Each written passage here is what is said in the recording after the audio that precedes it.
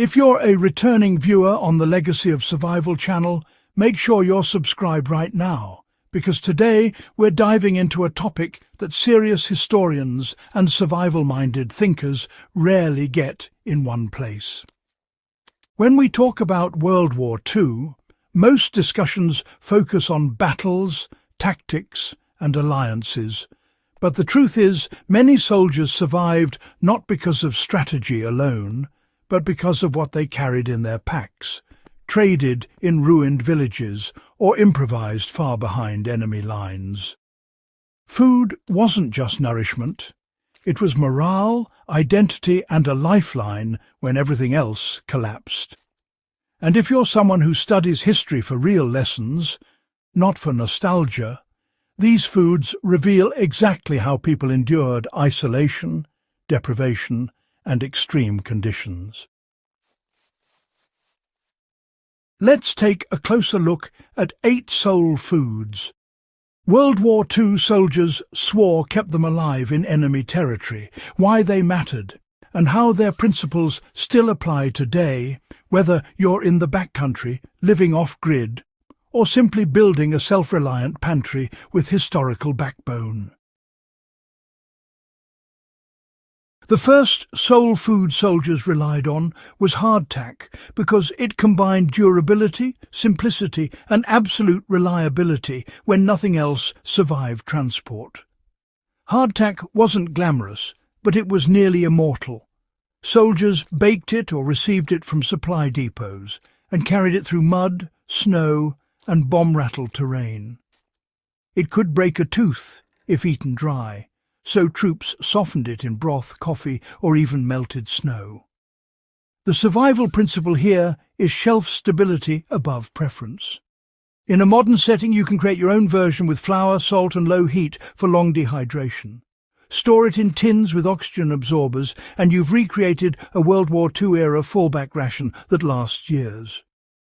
The second essential soul food was tinned meat, because protein that doesn't rot is gold when you're far from supply lines. Whether it was British corned beef, Soviet tushonka, or American Spam, canned meat delivered calories, fat, and a sense of normalcy. Soldiers fried it, mixed it with forage greens, or ate it cold during long marches. What matters for us today is that canned protein remains one of the most practical emergency staples. If you rotate a modest stock of canned meats, corned beef, sardines, chicken, you're applying the exact method soldiers depended on. Protein that withstands hardship and doesn't demand cooking. The third powerful food was dried peas and beans because they offered soldiers something rare during the war. Dependable energy and fibre in a world where fresh produce was almost non-existent. Troops cooked them into thick soups, ration-stretching stews, and portable meal pastes. These legumes stored well in cloth or metal containers and could feed entire units cheaply. For modern survivalists, dried beans remain one of the most cost-effective long-term foods. If you soak and slow cook them, you can create the same hearty, sustaining meals troops use to warm themselves in bombed-out farmhouses and shelled forests. The fourth was rye bread or black bread, especially among Eastern Front soldiers, because it contained dense calories and didn't mould as quickly as lighter loaves. For Soviet troops, a ration of black bread was a symbol of endurance. Even when it hardened, they sliced it thin, toasted it near a fire, or crumbled it into soups.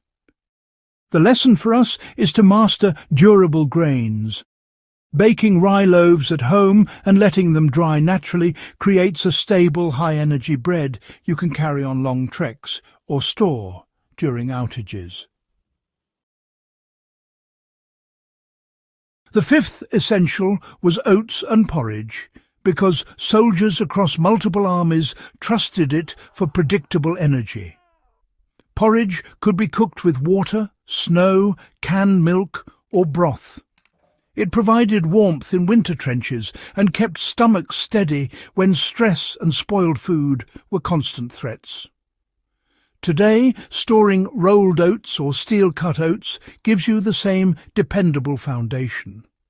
Combine them with powdered milk or even rendered fat, and you've recreated a frontline staple that soldiers used to push through freezing dawn marches. The sixth soul food was chocolate because it served both as a high-calorie emergency ration and a much-needed mental lift. US troops carried the D-ration bar, intentionally dense and barely sweet, designed to keep a soldier alive for a day. Other forces traded chocolate with civilians or used it as barter. Even in the harshest environments, chocolate didn't just refuel the body, its psychological impact mattered just as much. Modern survival kits often mimic this by including calorie-dense bars.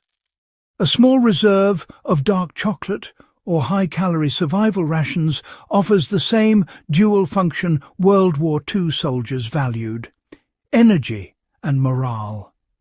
The seventh essential was dried fruit because it strengthened soldiers when fresh produce simply didn't exist. Raisins, prunes and apples showed up in German, British and US rations because they were light, compact and full of vitamins. Soldiers mixed them into porridge, boiled them into sweet broths or ate them on the march. The historical lesson is straightforward. Dried fruit maintains nutrition without refrigeration. A well-built survival pantry includes sealed bags or jars of dried fruits that can last months and still offer real nourishment. The eighth and final soul food was broth-based soups because they allowed soldiers to stretch scraps into full meals. Bones, root vegetables, bits of meat, dried peas, everything went into the pot. These soups warmed freezing troops, kept morale up, and made limited rations last far longer. Today, you can apply this principle by mastering broth making. Save bones, simmer them long, dehydrate the result, and store it as powder or cubes.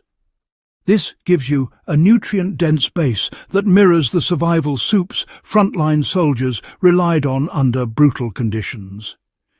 These 8 soul foods weren't luxuries.